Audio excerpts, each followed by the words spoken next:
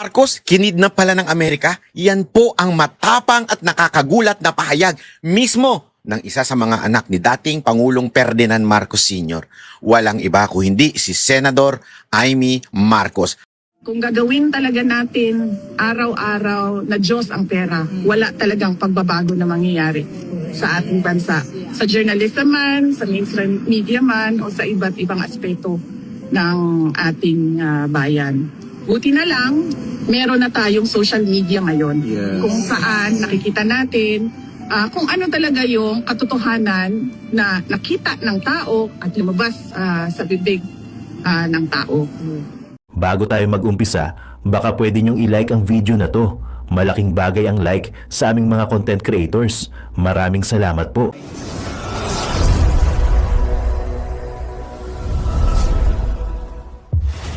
Nako, yari mga babayan, si Marcos Jr. missing, kidnap, aray ko. So guys, napakaganda na pag-uusapan natin, no? Si Marcos Jr. na wawala daw. So napanood nyo yung preview, huwag ka muna magko-comment, panoorin mo muna hanggang sa dulo.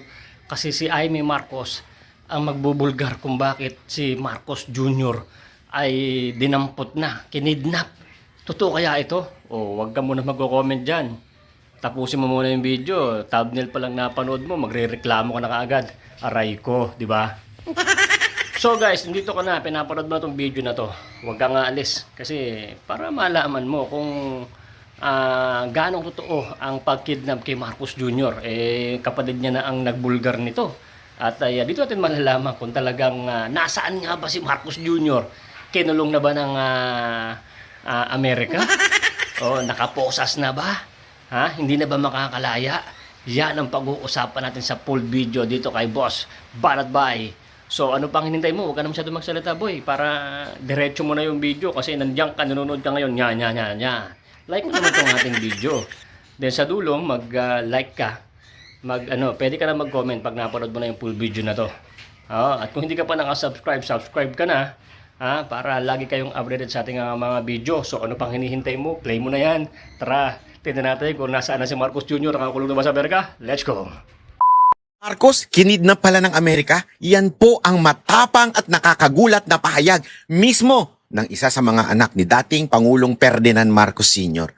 Walang iba kundi si Senador Amy Marcos. Ayon sa kanya, hanggang ngayon ay pinagtataka niya kung bakit patuloy na nakikipagsundo ang kanyang kapatid na si Bongbong Marcos sa Amerika. Sa kabila umano ng ginawa nito sa kanilang pamilya. Kaya ang malaking tanong ngayon, may mga detalye bang hindi pa lubusang naibubunyag sa publiko tungkol sa pagkatanggal sa pwesto at pagdala ng pamilya Marcos sa Hawaii?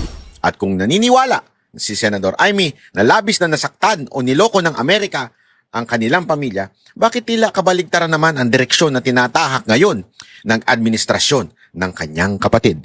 Pag-usapan at himayin natin ang kontrobersyal na pahayag na ito dito lamang sa Vox Populi. Ipe-play ko, panoorin ninyo. At napakarami pa pong kontrobersyal issue na binitawan si Senator Amy dito at talaga nga naman siguradong magugulat na naman ang sambayanan pag napanood po ang kanyang pahayag. Dahil alam nyo naman po mga kababayan, kami pong Banateros ay hindi sumuporta kay Senator Amy itong nakaraang eleksyon at nung mga nakalipas pang eleksyon. Kaya kami ay nabigyan ng pagkakataon na interviewin siya. Aba, talaga nga namang naghanda kami at talaga namang amin po itong pinag-aralan ng lahat ng mga pahayag niya before at para matanong sa kanya. Kaya panoorin niyo po dahil napakaganda po nitong episode nito. One of the best episode ever in Vox Populi. Kasi dito, tapatan. Talagang tapatan. At yung mga tanong namin dito ay talagang kinagulat ni Senator Amy. Panoorin natin Pasok! Maraming salamat. Very happy to be here. First time ko dito, sa totoo lang, sa Vox Populi. Thank you. Sana maulit muli, no? Oo nga. Hindi pa nagsisimula, gusto niyo nang maulit, ha? Maulit na eh. Umpisa muna natin. Oo, kamusta naman po, Senator Amy? Kamusta naman po kayo? Kamusta naman po ang Senado? Mabuti naman, kaya lang, kakapagod ang Senado ngayon eh. Grabe, malala, nakakahiya na nga kasi dadalawa lang yung batas na napasa namin sa napakaraming listahan ng priority. Maliban pa sa priority, dami pang mga iba pang priority outside of the 53. Pero nakita naman niyo, labis-labis ang politika. 4 ang aming Senate President sa loob ng 1 taon. Tama ba yun? My goodness, grabe talaga naman. Tapos, 2 impeachment. Ayan naman, talagang wala kaming magagawa kundi politika. Yan ang problema. Pero sa kabila ng lahat ng yan ng inyong nabanggit, ano po ang sekreto ng Amy Marcos? Bakit parang hindi naman halata sa itsura ninyo kayo ayan stressed? Meron bang sumusunod sa inyo na makeup artist dyan sa... Wala nga akong glam team, wala akong gana, wala sa mood. Talaga naman. Kasi may narinig Higit sa kami- lahat, ang minority, walang pambayad. Wala, 0-0 na yung mga namin, mga project namin, kakainis. Kahit yung binanggit sa SONA, Kasi may naririnig kami dyan meron daw isang senador dyan na sinusundan ng makeup artist. ayan naman, mga chismoso kayo, hindi nang galit sa akin. Sino yan? Nako, Sabi nila pagka may, ah. pag may 0.01 sumusunod, pag may sumusunod daw na makeup artist, ibig sabihin, mukhang impacta daw yan. Ayan Impacto, naman, ang dami ng impact. Mundo, Dati tambalos-los lang. Tapos hindi daw Dumami kayo na talaga. pinapansin, ha? Ay, Hindi ikaw daw talaga. suplada na daw. Talaga naman, kayo talaga. Pero, Comment. Ilan lang ang babae sa Senado nga? Di 5 lang yata kami, no?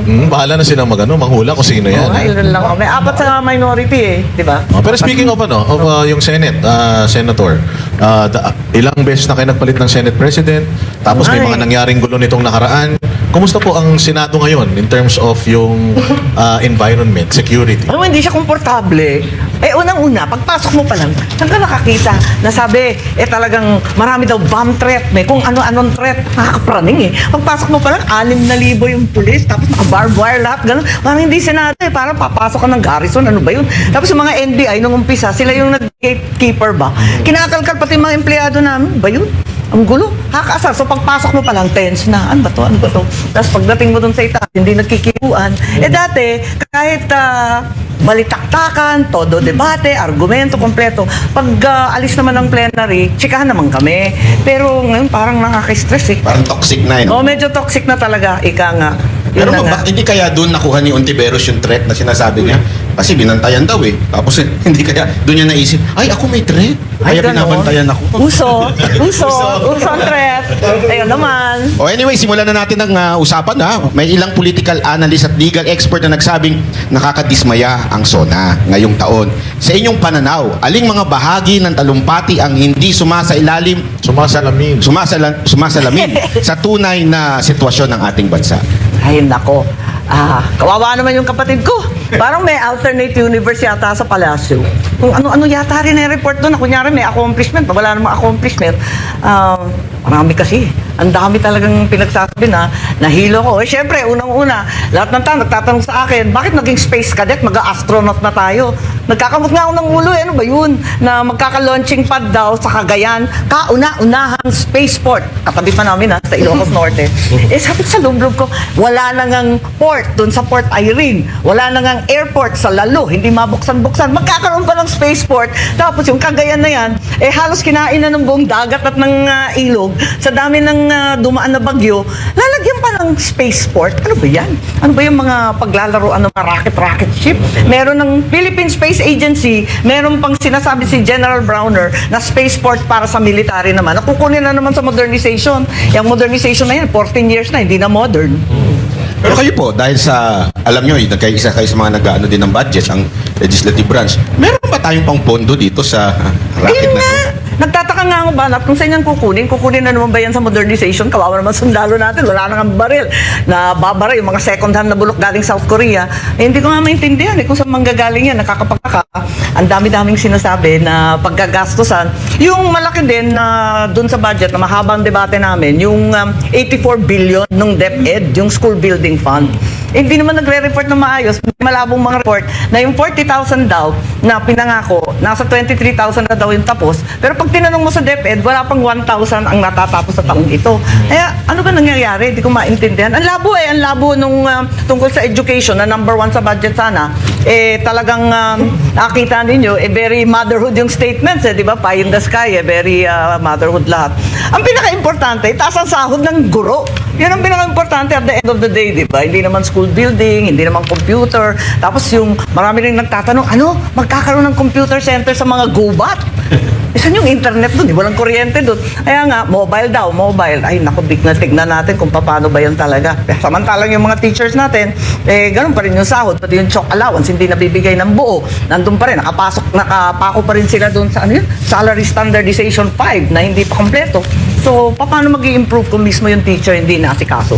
Pero may sasabi siya tungkol sa teacher, Senator Amy, na walang teacher na magre-retire na teacher 1. Well, sana, hopefully, pero alam naman natin na marami pa ring teachers na hindi na po promote at yung promotion na politika na rin eh. Naku, pambira talaga, di ba? Nabibili pa, may nabaril pa sa Palawan. Kaya ang hirap talaga, marami talagang dapat gawin sa edukasyon. Hindi naman bobo yung Pilipino, pero pag tinignan mo yung mga PSA scores, yung mga PISA, di ba? Ang baba ng score ng mga anak natin. So, paano niyo po marirate itong naging sona ng presidente na inyong kapatid? Ikaw naman, di nga ako pumunta eh. So, ayan. Absent na nga ako eh. Speaking of hindi kayo pumunta, maraming mga opisyal na hindi pumunta. Anong Oo. dahilan niyo ba't hindi po kayo pumunta? Hindi naman kami nag-usap sa minority. Sa totoo lang, hindi nga kami nagkita-kita. Kanya-kanya na lang. Nung dumating kami sa Senado, punta ka mamaya. Hindi. Lahat hindi. Ako, masama ang loob ko. Sa totoo lang, last year, wala akong gana. This year, mas lalo akong walang gana. Kasi kinakasuhan naman ng mga minority. Inuubos naman kami. Pagkatapos, 2 kinulong. Isa fugitive. Tama ba to? Hindi naman yata karapat-dapat. Pero may Palibasa, picture, nagsasalita ng kritisismo, oposisyon daw. Ay, nako. May picture na kumakalat, ang gaganda ng mga damit ninyo, kaya akala namin aatin kayo doon sa zona eh. Hindi, yung damit ko nga yung mga punit-punit, puro mga retaso yun. Sabi ko sa pinsan ko, kasi pinsan ko gumawa, pinatahi ko lang eh. Sabi ko, eto, sang katutak na retasong itim. Ibuo mo yan, gawin mo ang palda, at saka yung bulok na na barong. Tapos sabi niya, walang gana naman itong pinapagawa mo sa akin. Sabi ko, ganyan ang itsura ng ekonomiya natin, yan ang bansa natin, gutay-gutay, punit-punit, pira-piraso, tagpi-tagpi. Gawin mo na, yan na yan, wala na yan. At wala akong gana gumawa ng glamorosa. Wala sa mood eh. So regarding sa SONA po pa rin, yung racket, may tinanong kasi, di sinagot ng diretso, sabi common sense lang eh. Pero kung kayo po tatanungin, may benefits pa tayo makukuha or gain dyan sa racket or dapat mas unahin yung ibang bagay? Siguro naman, dapat unahin muna yung bigas, yung mahiwagang 20 peso bigas, na ewan kung bakit naman yung pinangako, naloka naman ako nung pinangako yun. Good pa ako nun eh. Medyo naniniwala pa akong may pag-asa noon. Abay, nagulat ako, paano magiging 20 pesos yan? Akala ko tutulungan natin na magsasaka. Paano magiging 20 pesos yung abono kataas-taas, yung crudo kataas-taas, yung Ganyan, yun. Pinagmalaki sa SONA na yung excise tax na minadali nila sa Senate, saka sa Congress, minadali nila todo. Wala nang debate eh. Sabi nila, kailangan.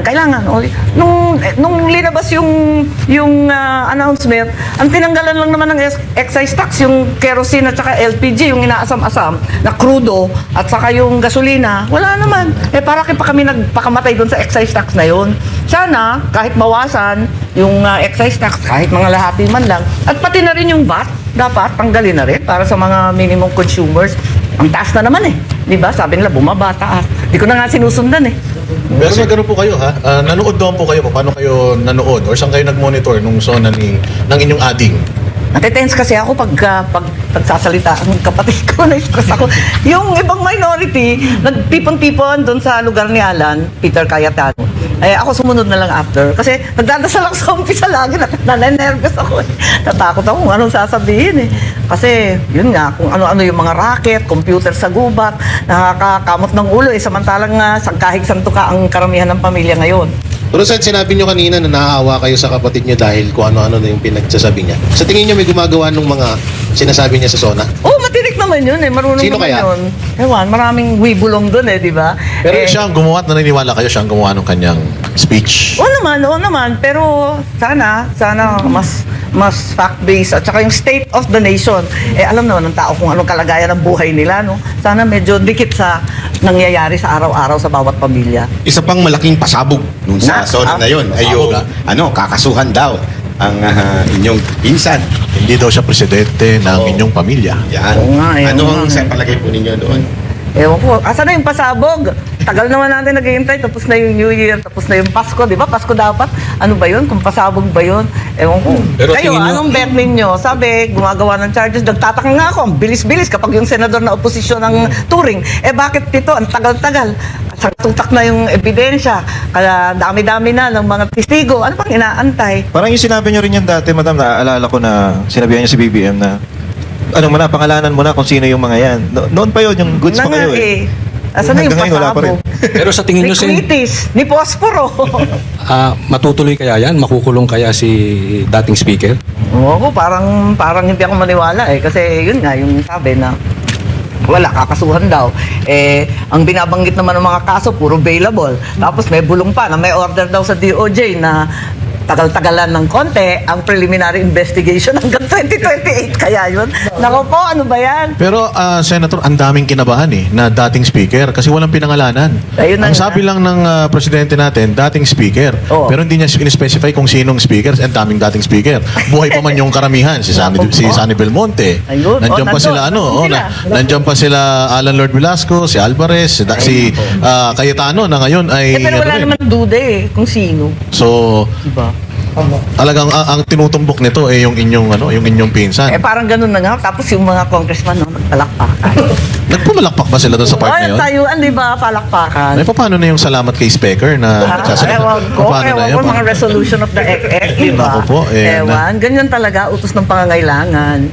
Wala rin kaso sa awa ng Diyos. At ang nadali, itong mga senador na malayo naman sa kusina, kung tutuusin, kasi sila naman ang gumagawa sa Mahiwagang Bicam. Eto pa nakakapagtaka sa SONA. Ang SONA, dapat bibigay sa iyo, yung 5 libro yun naabangan namin 5. May yung budget, tapos yung expenditures, tapos yung budget message, tapos yung listahan ng mga yung mga plantilla. 5 yun 5 na books. At least yung malalaki, yung dalawang malaki. Wala nga eh.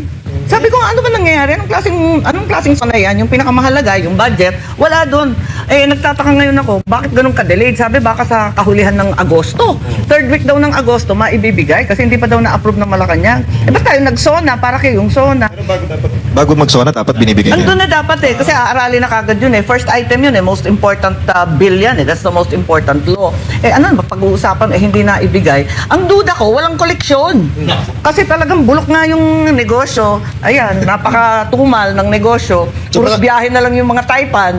Alis ng alis, mas mura daw kaysa sa malugin ng tuluyan.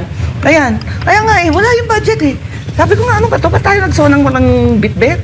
Ito pa, Senator Raimi, isa to sa pinakamatinding nabanggit ng inyong ading. Hindi raw siya ang pangulo ng inyong pamilya, hindi siya ang pangulo ng mga kaibigan, kundi pangulo siya ng taong bayan. Oo naman. Sino ba talagang pangulo ng inyong pamilya? At anong masasabi niyo doon? Kung nga maintindihan bakit pa sinasabi yun? Siyempre, totoo yun. Kung kakasuhan yung isang tao, ituloy mo na, wala nang pananakot, wala nang paandar, ano mo yun? Di ba parang parang rehash lang nung statement ni President Erap noon yun. Oo. Nung walang kamag-anak, kapatid, pinsan, ganyan, di ba? Parang ganun nga Ang hirap kasi ang inaasahan, di ba, kasi 6-year term yan. First term, syempre, sasabihin mo, maraming salamat sa nahalala ko. Tapos yung second year ng SONA, ilalatag mo, eto yung mga priority, ito yung nagawa natin, ito yung mga quick wins natin, nagawa naman natin. Ikatlo, ganun din, kasi mag-election, ganyan, magsasalita ka mga ganyan. Tapos yung fourth, pag yung fifth SONA mo na, kinakailangan, i-report mo na lahat ng accomplishment na nakaraan, kasi naka5 taong dapat mahaba na yung listahan Tapos sasabihin mo na, eto yung legacy ko, kasi next year, di ba? Next year, last na So dapat, eto na yung mga habilin, di ba? Saka legacy. Hindi ganun kasi nga yung accomplishment, di ko nga maintindihan.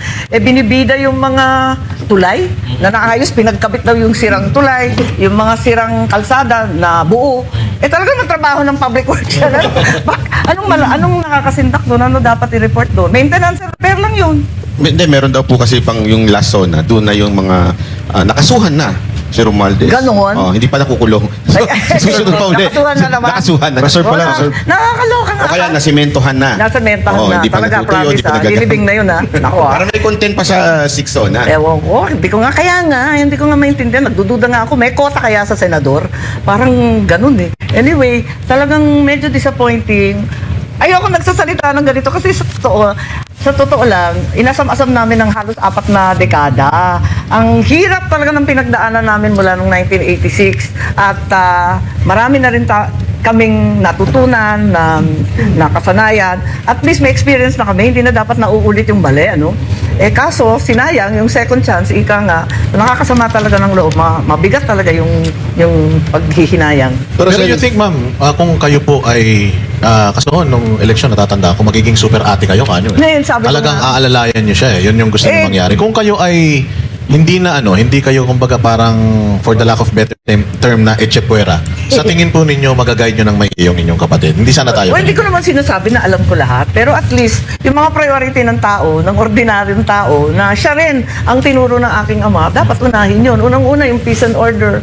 Wala namang binanggit tungkol sa peace and order. Kahit isa, alam naman natin na ang kalsada ngayon, talagang maraming krimen, maraming droga. Isipin mo, 14 years old, 12 years old, nananaksak, mambabaril.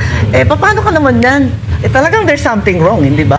Tapos yung droga, ang mura na. At meron na naman tayong drug highways. So, sana at least, pinaka-basic yun. Hindi ka pwede mangalakal, walang negosyo, walang kita, walang trabaho kapag walang peace and order. So, nag-i-invest sa Pilipinas. Tapos yung trabaho, dapat tutukan yung trabaho talaga eh.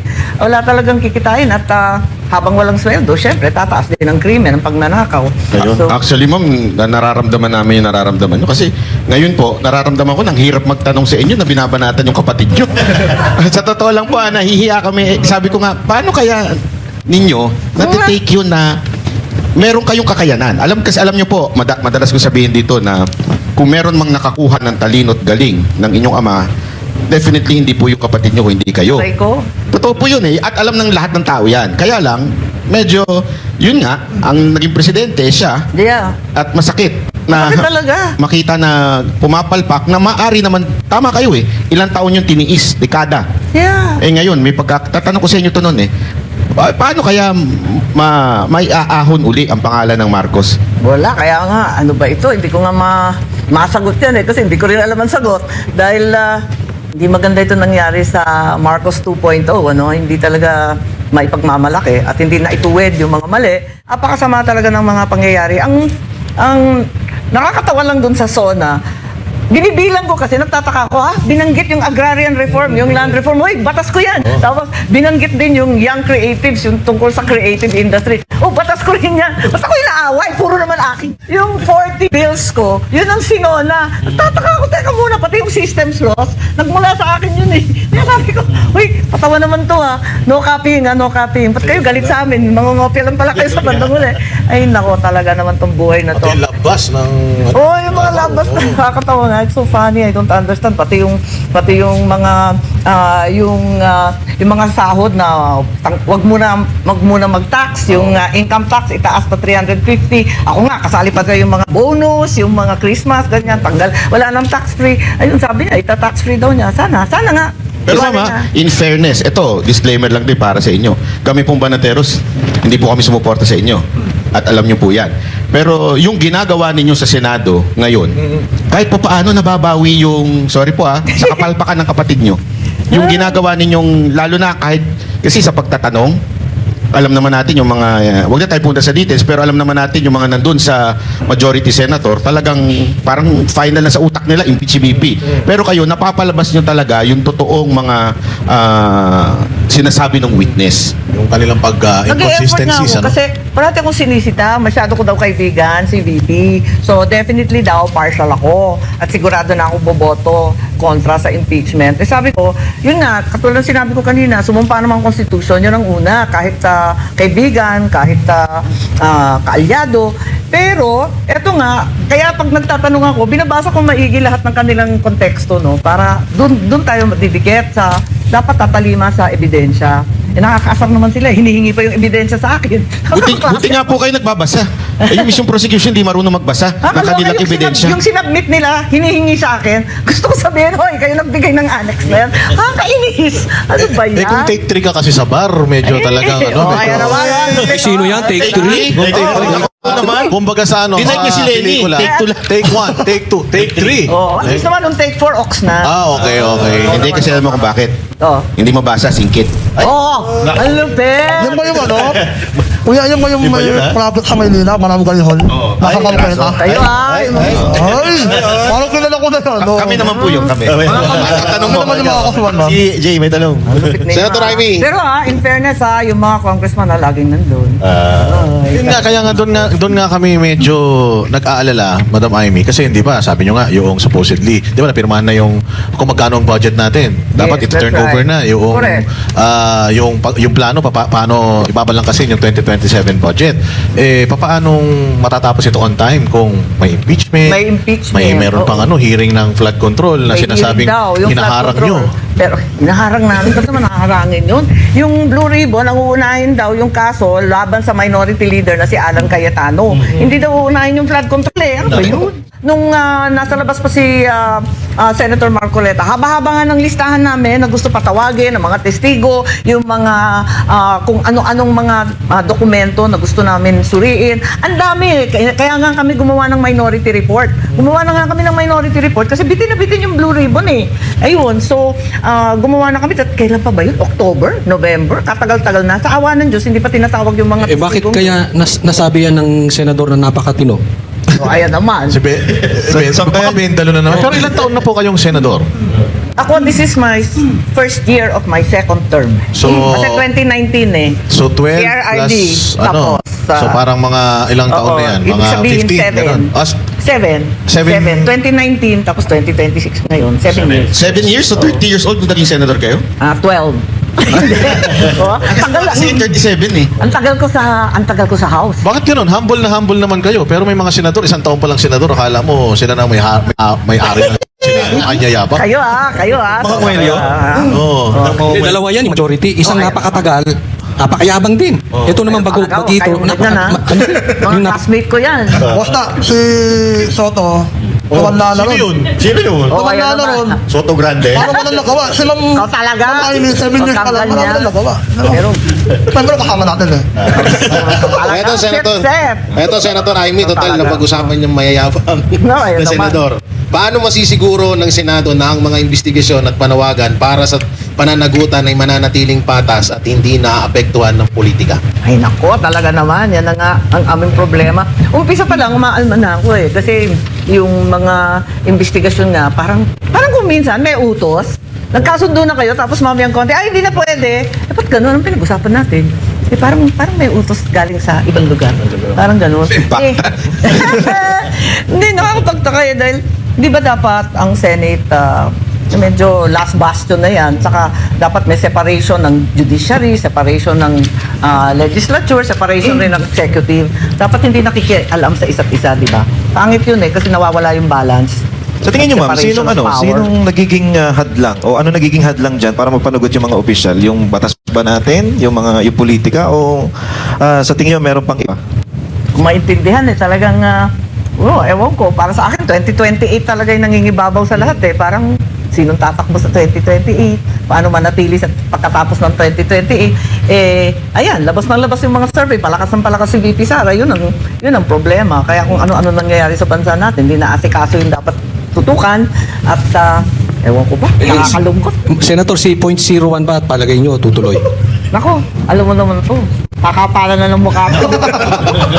Di ba kayo Alas gusto sa kakapalan ng makeup eh. Gora na nung ikaw talaga. Ay talaga. Ang hirap eh. Ang hirap talaga magpresidente. Ay, mahulog ng langit yan eh. Ewan ko ba, ba't pinagpipilitan? Di ba kayo nagsisi? Or before hindi consider na instead si Ading ikaw na lang? Kasi hindi naman ako dapat maging politiko, backup dancer lang ako. Hindi ako dapat talaga magpolitiko. Ayaw na tatay ko. Pareho rin siguro si PRRD, ayaw niya yung babaeng anak. Parang ganun. Protective kasi ang ama sa babaeng Pero- anak. Malupit at brutal kasi ang politika. Siyempre, ayaw mo i-expose yung babaeng anak. So, dapat talaga si Bongbong. So, nasa utak ko si Bongbong. Ang papel ko lagi, campaign manager, media, ganyan. Basta backup. Hindi ako dapat maging kandidato. Napilitan lang ako sa probinsya namin dahil nga wala nang kandidatong iba, may lalaban. Kung Marcos daw ang tatakbo, kaya ayun, tinulong ko na lang si Bongbong. Ako na naman ang tumakbo. Doon lang nagumpisa. Pero kung naging lalaki kayo, no, kayo presidente ngayon. Ganon.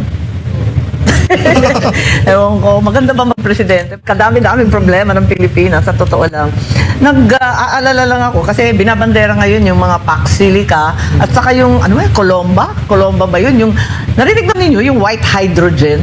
Nakaka-tense na naman eh. May kontrata na naman. 3 lugar na daw sa Pilipinas. May white hydrogen. At nag-umpisa na raw mangkalkal. Yun.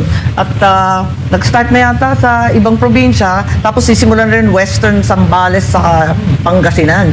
Na may white hydrogen na panggagalingan rin ng energy. May kontrata na eh. Nagugulat na lang tayo. Maraming nangyayari. Di ba inaano yun? Pero titignan muna yun kung environmentally. Nakakatunaw daw yun ng semento. Malulungsaw daw yung mga building na may steel, na may yero. Marami nagtatanong regarding sa PAC Silica. Isa pa yan. Di ba dapat po Involved ang Senate, Congress. involved ang legislative branch? Ang totoo, the Constitution gives the President a huge leeway na gumawa ng foreign policy. Pero hindi lang naman foreign policy ang involved dyan sa PAC Silica. Kasi sabi dyan, critical minerals, data, AI, di ba? Andun yun eh. Yung supply chain ng US, natuklasan nila na 98% ng rare earth ay nanggagaling pala sa China. Patay sila niyan, yung automotive, defense, lahat. Dependent ang IT dyan. And natuklasan nila na yung Pilipinas, ang dami-dami pala nating mga rare earth na sinasabi, yung mga minerals. Kaso, unang-una makakasira yun ng kalikasan, no? Kasi talagang ibang klase yun eh. Hindi siya parang gold na imamine mo tapos na-excavate ng buo. Hindi yun eh. Sinasala. Alam mo yun? Sasala yun eh. Hiwa-hiwala yun eh. Ibang klase yung rare earth na parang buha-buhangin eh. Kaganyanin mo. So talagang sisirain yung bundok. Isa yun. Tapos hindi natin sigurado kung atin ba yun o hindi. Tapos di ba parang issue sa bases? Anong batas doon sa lugar na yun? 4,100 kilometers. Ang laki eh. Parang yung buong 400 plus na Araneta Coliseum. Yeah, laki-laki. Sabi kasi yung buong New Clark City, halos buong Tarlac, Pero may Baisiha. pakinabang na daw po yun. Magkakaroon ng maraming artista. Bakit naman artista? Mga anak Amerikano tsaka Ay, mga Pilipino. anak na mga GID. Ganon, PhilAm. Marami rin basketball. O, Hihita diba? ang negosyo Aminin. ng pagpapagawa ng ilong. Aray ko. Kasi meron doon Kasi meron na doon. Tapos mga ilong. Tapos na mga ilong. Nakaalala nga, tapos yung kuryente, ang daming kuryente gagamitin, tubig, na lagi na walang tubig, pagkat umuulan na lang, pag binabagyo, kawawa na yung mga farmers natin. Rice granary natin yung Nueva Ecija, yung Pampanga, Pero alam niyo Bulacan. ma'am, parang dito sa PAC Silica na to, parang nagulat lang tayong lahat Oo na nga. biglang meron na. Correct. Sa tingin niyo po ba nagkulang ang Malacanang ng information drive regarding PAC Silica kaya hindi Tama. napapaliwanag sa tao? O dapat talaga, unang-una, ikukonsulta mo yung mga tao sa lugar. Payag ba yung mga taga-Tarlac, may Baisiha at iba pang lugar? Highly volcanic, wag kalimutan na meron dyan na Mount Pinatubo. Carry ba nila yan? At saka, paano? Puro palayan yan eh. Di ba? Yan ang rice granary ng Pilipinas. Nag-i-import na nga tayo ng bigas eh. Talagang uubusin pa natin lahat ng bukid. Paano ba yan? So talagang maraming questions. Isa pa na malaking question dyan, kung ano ang gagawin. Kasi yung maraming AI at saka yung iba pang gagawin na automotive, gagamitin sa defense. Diba? Automotive and defense. Magkadikit naman yan. Parang ang lalabas, kakampi na naman tayo ng Amerikano. Baka tirahin na naman tayo ng China. Yan ang ayaw na ayaw natin. May Kasi- tuturing nga daw po na EDCA site yan. Ha? May tuturing nga daw po na EDCA site. Napakalaking EDCA site na ba yun? Buong Luzon halos. Kaya nakaka-nervyos. Busy daw po kasi yung ICC ng Malacanang. Kaya hindi na ipapaliwanag. Nako ha? Ay, anong meaning niyan, boss? ICC? Hindi ko naman pinangalanan. Sabi ko lang, impact ng Pwedeng impacta ka eh. O, Ganun eh. bato-bato sa langit, no? Oh, pero Pero bakit Senator, ganun? Senator, totoo po ba na nagkakaroon na ng development doon sa pagtatayo ng PAC Silica? Paano po kaya yung...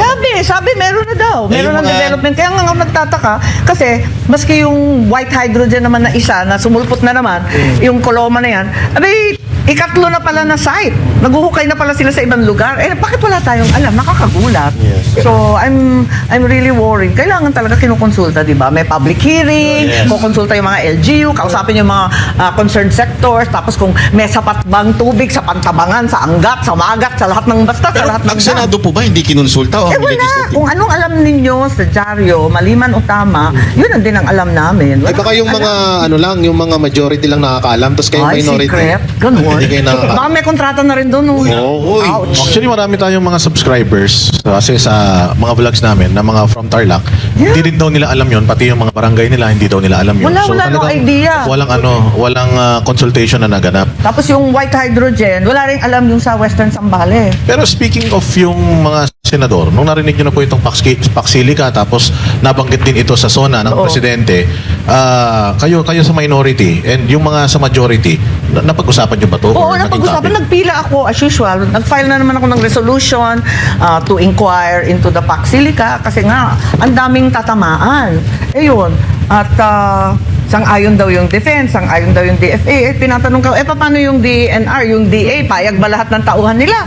Naku, parang ang labo nito, yung NIA. Lahat ng tubig na hindi umaabot sa palayan, kukunin pa. Paano ba yan? Meron pa mga balita ngayon na hindi ko nakalimutan ko anong pangalan nung political na yun na parang pwede daw na maibenta daw yung pagtatayuan ng Ako po, vaccine. eto nga, yun na ngayon tinatanong ko nga, ano yung batas dun sa lugar na yon? Don't tell me, ibubuwag na lahat ng Philippine laws. Kasi syempre, sila may-ari ng kumpanya, sila na nag-take over ng Luzon Corridor. Teka muna, kanino na yan? Kasi yan ang nakakatakot. yung mga EDCA sites, parang wala tayong freedom Diba? na pumasok doon. Diba ganun din yung Meron po bang kapangyarihan ng Senado na ito ipigilan? Dapat itanong namin yan. At saka, yun nga, at the very least, mag-inquire muna. Kasi wala pang klaro, ang labo eh. Ang pinag-uusapan lang, yung mga data center daw, gagawa ng data center. Alam natin, ang konsumo ng kuryente niya na tubig, grabe. Pero may critical minerals rin. So, may minahan din. Pagkatapos, may supply chain din. Hindi ko alam eh. Parang ang daming sakop eh.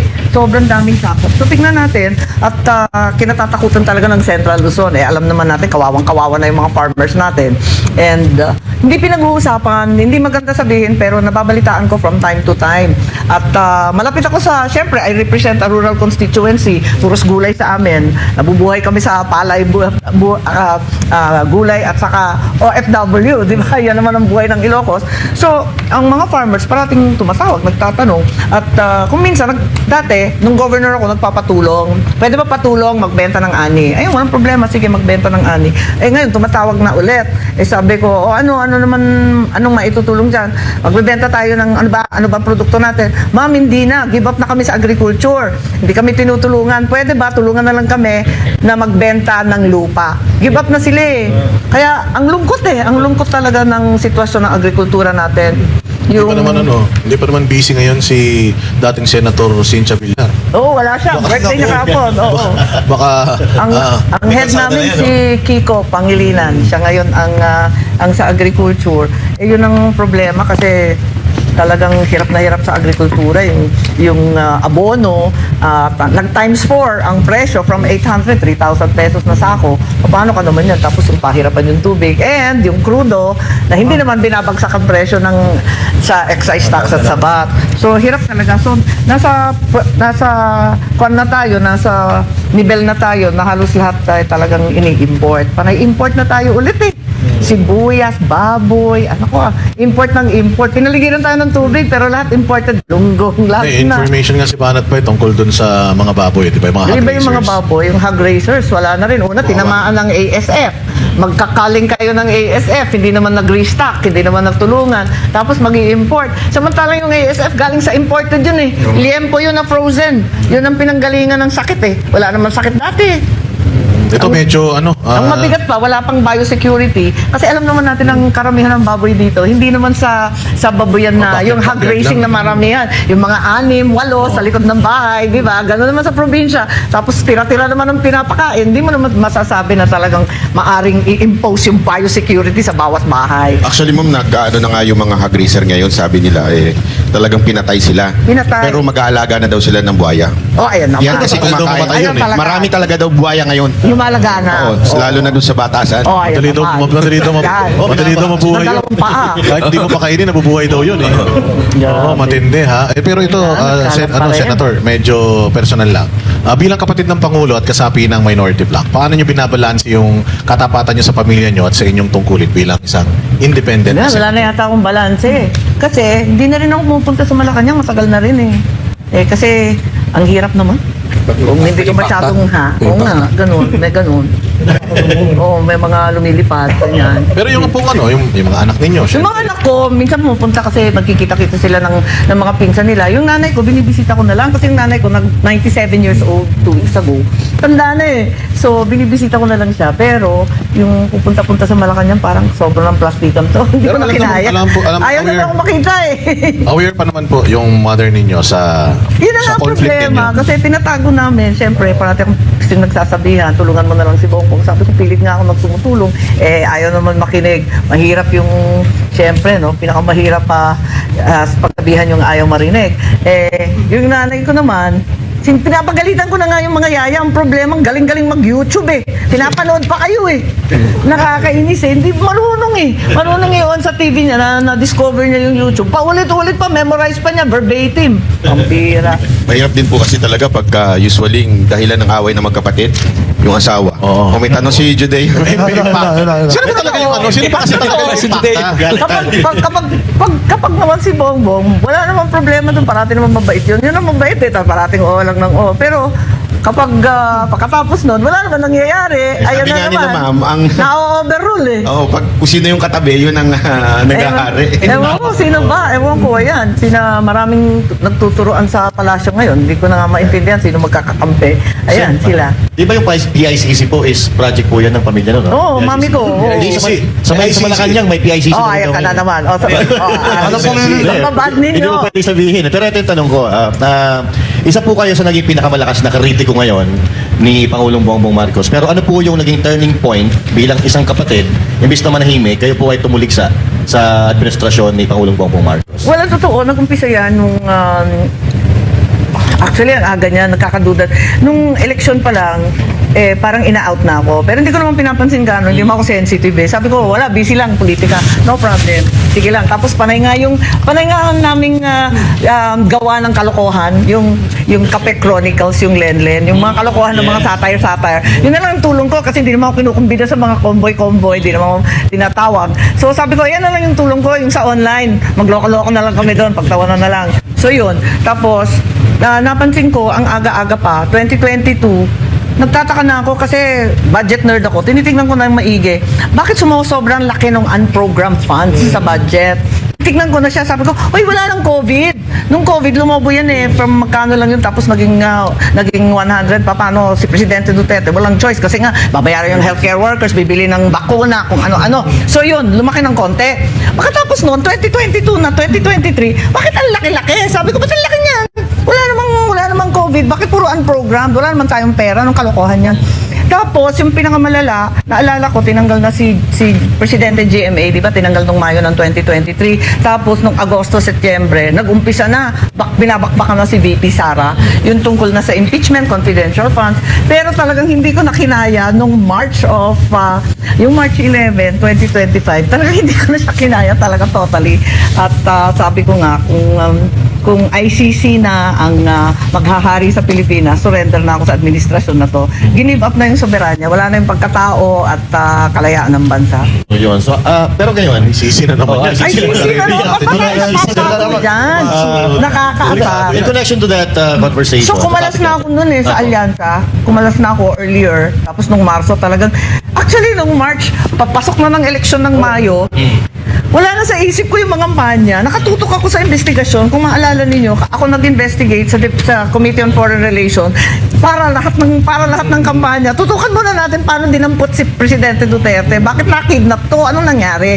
So nagkaroon kami ng 3 hearing. Pinagbawalan yung mga cabinet member na umaten. Mag-isa ako nag-hearing doon. Paano ko kampanya na? So yun. So, Hindi ko talaga kinaya doon. Nagsampa Tapos kayo ng mga nagsampa kaso? ako ng mga kaso sa ombudsman. Kaso pinota naman yung ombudsman So, doon sa wala- kinakasuhan ko. Pwede nyo bang i-follow up yan? Wala pa rin gumagalaw? Desisyonan. Sabi niyo po kanina, parang naramdaman niyo na naihit sa puwera na kayo noon pa eh. Nung Noon election pa. So now po, how do you feel kapag medyo may sinasabi si VP Sara Duterte na parang kritisismo sa kay President Marcos? Wala. Nasanay na ako sa mga criticism at madalas, tama naman. So, ayun, wala tayong magawa. Masakit man sa kalooban kasi syempre, kahit paano, kapatid mo pa rin. At saka, ang iniisip ko na lang yung aking ama. Kasi, maraming bati ko sa aking ama. Alam naman natin nangyari noong 1986. Ang tanging pangarap na lang namin, makabangon. Isipin mo, naging pangulo pa. Tapos ganito pang mangyayari. Kaya, iniisip ko na lang, at least, may mga anak pa naman ako, kahit paano, at least, may, ano ba tawag doon, may sangay ng Marcos na hindi naman sumasang-ayon sa katarantaduhan.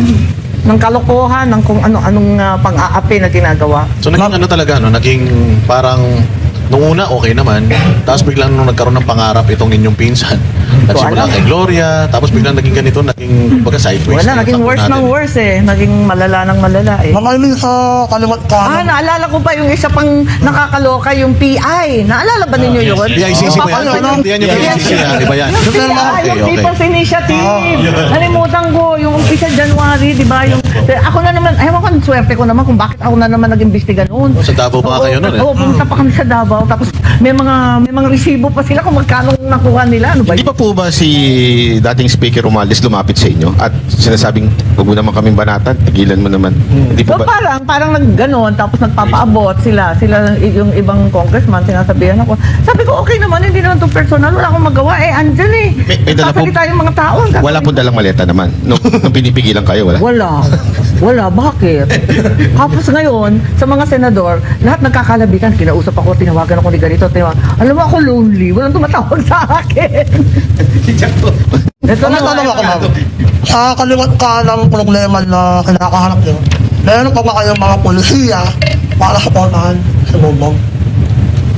Marami naman marami akong parating linalagay, like yung mga utang ng mga tao sa land bank at saka mga DBP, wag mo nang singilin, medyo bigyan muna ng liberality, yung mga ganyan. Tapos yung mga awas sa sweldo, yung pag-ibig, yung mga PhilHealth, wag mo na iawas sa sweldo, ibigay mo na sa tao yung kanilang sweldong buo, makatikim naman ng buong sweldo at ang tataas ng bilihin.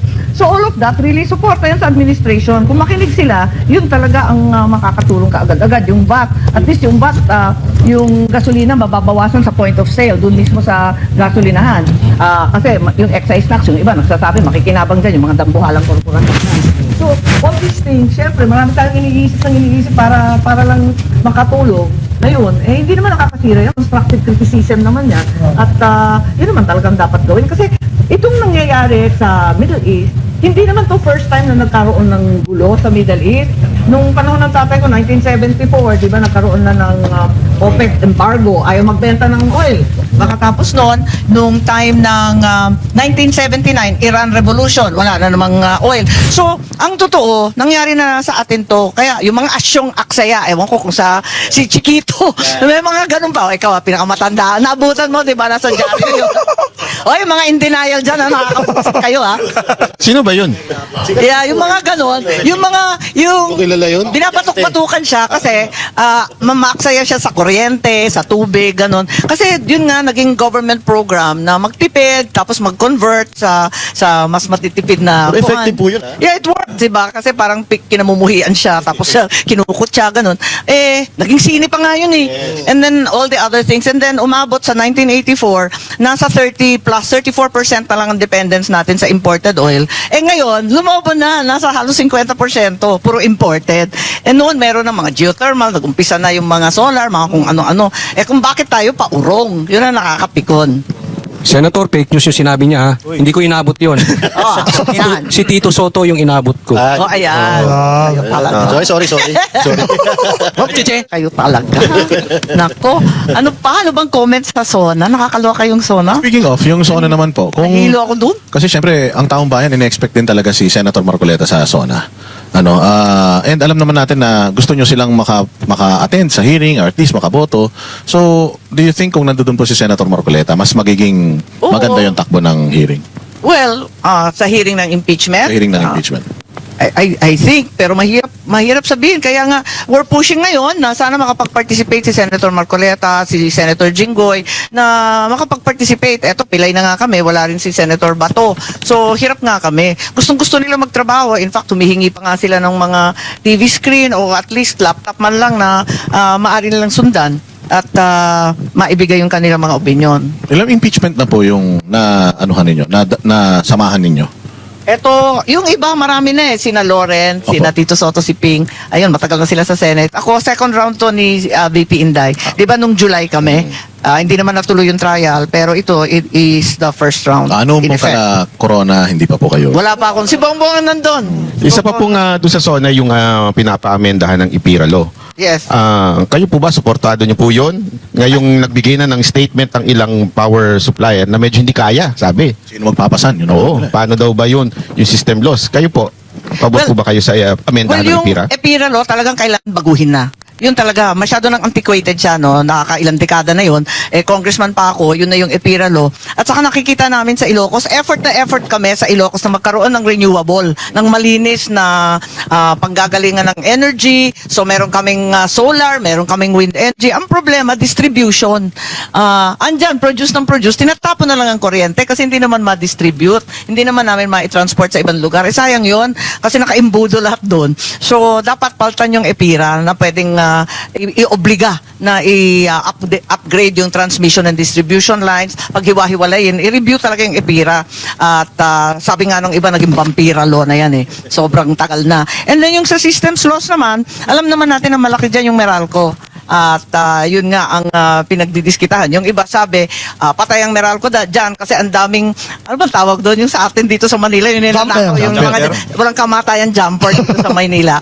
Kaya patay ang Meralco. Ang sabi naman ng iba, papayag ang Meralco dahil pagkakataon na nila bumili ng mga electric co-op na malaki ang utang at hindi kaya bayaran. Kasi di ba lumaki yung lugar na sakop nila. Ewan ko, maraming kwento. Pero sa akin, ang systems loss crazy. Dahil, bakit ipapataw sa tao yan? Hindi nga nagamit. It's not used and furthermore, may VAT pa. Nga. Ano ba yun? Doble-doble. Pero ang sabi po kasi ng itong mga distribution ng electric, paano yan? Kung nawala yun, hindi naman namin kayang karguhin yun at magsasara na lang kami. Yun ang pananakot nila. Yes. Ang isang possibility yung sinasabi nila na katulad sa ibang bansa na i-subsidize Correct. ng gobyerno. Agree po ba kayo doon? Pinag-usapan namin yun sa Senate na discussion, pati computation nun. Hindi naman kalakihan eh. Kung tutuusin, hindi naman kalakihan. Yung ibang electric co-op na talagang kumikita, dapat at least bigay na nila. Yung iba naman na talagang medyo hirap, pwede naman maghati-hati sa gobyerno. So, I think there's a way to do it. Yun nga lang, yung Meralco talaga ang biggest issue dyan kung ano talaga ang pwedeng gawin. At isa pang kinakatakutan po yung dahil nga doon sa law of supply and demand, sa PAC Silica, posible pang lalo pang tumaas. Lalala pa yun. Kasi uubusin nila. Hihigupin nila lahat ng kuryente. Pero kasi yung mga systems loss na yan, to a great extent, kasalanan rin ng ating mga elektriko, bakit hindi sila gumawa ng pansamantala o kaya yung mga plano kung mag-bog down. So, maraming issues dyan na palagay ko, hindi naman dapat ipataw sa tao yan. So, they should find a way, kung gobyerno man yan, maghati-hati ba sa well-earning na mga electric co-op or kung sino ang maghati. Pero I don't think it's fair na babayaran ng tao yung hindi nila ginamit na kuryente plus yung tax doon, yung VAT doon. Tapos may issue pa sila sa solar. Parang gusto nilang kunin. Pati yung hindi ba yung 4Ps? Parang meron tayong extrang binabayaran dahil yung mga 4Ps beneficiaries. That's right. Isa pa yun. Plus. Ang daming plus. Kaya kinakailangan talaga alamin kung ano nangyayari. Pati sa gasolina, kung na-unbundle natin yung sa kuryente, yung mga fees at yung di ba panay ang increase ng gasolina, i-increase gasolina at diesel. Pero hindi naman natin alam kung anong dahilan ng pag-increase. Bakit sa ibang bansa, yung dagdag is only what? Is only like 20-30%. Halos di nga nila nararamdaman eh. Bakit tayo umabot yung diesel from 42 pesos naging 137? Dapat paliwanag naman yun. Bakit naman biglang nagising na lang tayo 137 na, tama ba yun? Tapos tamang-tama pa nun nung lumiyap yung gera, Marso, di ba? That was February 28, Marso. Kasagsagan pa naman ng pagtatanim at anihan. Naku, sabi ko, ano ba ito? Paano ba to? Eto na yung ani. Yung iba naman, sabi ko, ang gulo talaga eh. Wala nang krudo. Yung mangga sa amin, sa Ilocos, nalalaglag na lang yung mga mangga. Walang kumukuha. Wala naman daw silang pambayad ng krudo na i-truck sa Maynila. Sayang, nakakaiyak eh. Ama naming Diyos na makapangyarihan sa lahat, salamat po sa iyong pagmamahal na hindi nagmamaliw. Sa gitna ng kaguluhan sa aming bansa, turuan niyo po kaming magtiwala sa iyong hustisya at hindi sa hustisya ng tao. Linisin niyo po ang aming mga puso at ituro niyo po ang tamang daan ng katotohanan at pag-ibig. Tulungan niyo po kaming maging ilaw sa gitna ng dilim at ipakita sa mundo na may pag-asa pa sa pangalan ng aming Panginoon Jesus. Salamat po sa pag-ibig po ninyo at salamat sa pagdinig ng aming mga panalangin at iligtas niyo po kami. Sa pangalawa po niyong pagparito at patawarin po kami sa lahat ng aming mga pagkukulang at pagkakasala, sapagkat ito po ang aming samot-hiling sa matamis na pangalan ng aming Panginoong Hesus. Amen. Sa lumang silid, mag-isa kang tahimik. Walang kamera, palakpak ay wala na. Ngunit sa bawat pader ng bayang iniwan mo, may pangalan mong di na mabubura.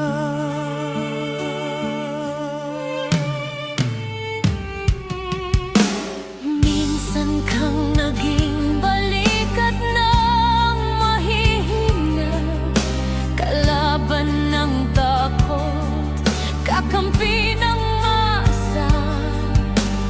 Di mo man laging nasabi ang tama, pinili mong ipaglaban ang madla. Hindi ka sakdal gaya naming lahat, pero tumindi ka nang walang pag-atras. At ngayong pagod ka na, tatay, kami naman ang sasalo ng bawat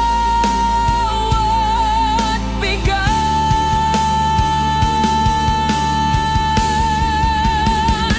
Hanggang sa dulo, ikaw ay mahal. Kahit papagod na ang iyong katawan, tatay, salamat sa iyong paglaban. Ngayon, kami naman hanggang sa dulo. Di ka namin iiwan. Ang kwento mo'y dala ng bayan.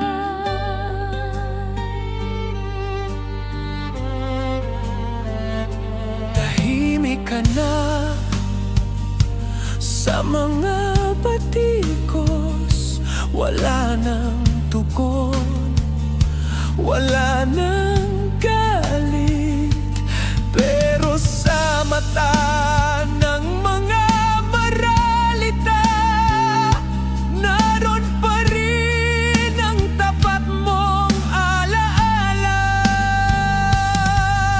Marami mang di nakaintindi, marami pa rin ang di nakakalinaw.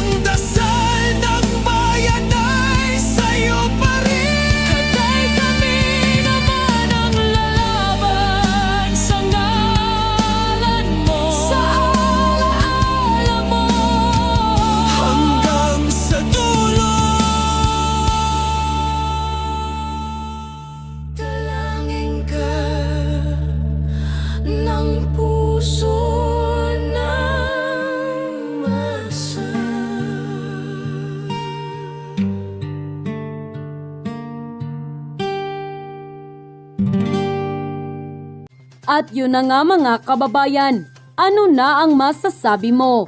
Kung mayroon kayong hinaing at komento patungkol sa balitang ito, please comment down below. Pag-uusapan natin yan sa comment section. At kung nagustuhan nyo ang video, ay huwag kalimutang mag-like at i-share na din para mas marami pang makaalam at umabot ito sa marami sa ating mga kababayan. Maraming salamat po. Mabuti pa ang sardinas, may label. Eh tayo, wala. Nay, ito na yung bayad ko sa isa, ano? O, kunin mo yung isa. Isa muna, iyan, no?